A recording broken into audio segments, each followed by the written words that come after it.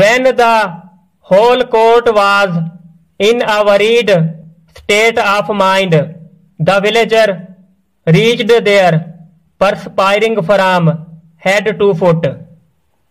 जब दरबार में मौजूद तमाम अफराद ज़हनी तौर पर परेशान थे तो देहाती सर से पांव तक पसीने में शराबूर वहां पहुंचा।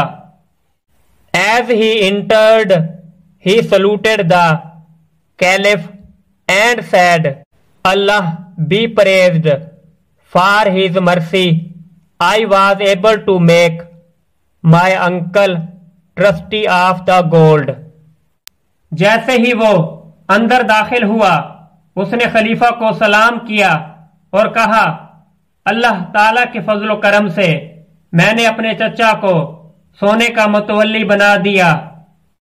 As you see, I am right in time. Do not delay the execution. जैसा कि आप देखते हैं मैं ऐन वक्त पर पहुंच गया हूं, सजा पर अमल दरामद में ताखीर ना फरमाएं।